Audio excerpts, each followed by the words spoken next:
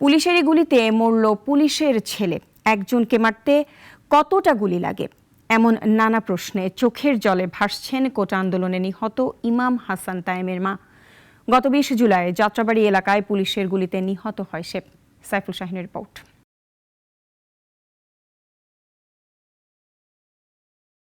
এত কষ্টের সন্তান আমার, এত কষ্ট করে আমি মানুষ করছি, এই সন্তান পুলিশ গুলি করে মেরে দেন।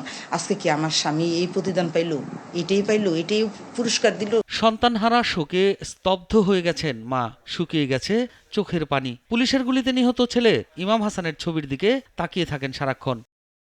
সামাজিক যোগাযোগ মাধ্যমে ভাইরাল সেই ফুটেজে দেখা যায় ইমামকে একদম কাছ থেকে পুলিশ গুলি করছে। এক বন্ধু আহত অবস্থায় তাকে টেনে নেওয়ার চেষ্টা করছে।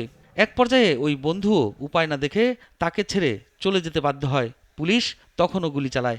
শনিয়াকার দিকে যখন মুভমেন্ট শুরু করে, কারণ যখন তারা হানি ফ্লাওয়ারের টোল প্লাজাটা যখন পার হয়, তখন তারা চতুর্দিকে গুলি বর্ষণ শুরু করে।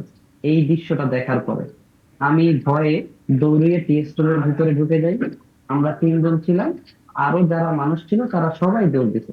দৌড় দেওয়া অবস্থায় কারো হাতে গুলি লাগছে, কারো পায়ে গুলি লাগছে। এমন আরও শত শত ঘটনা রয়েছে পুলিশের বিরুদ্ধে। অনেক ঘটনার চাক্ষুষ প্রমাণও রয়েছে। সঠিক বিচার কতটা বাস্তবায়ন সম্ভব হবে?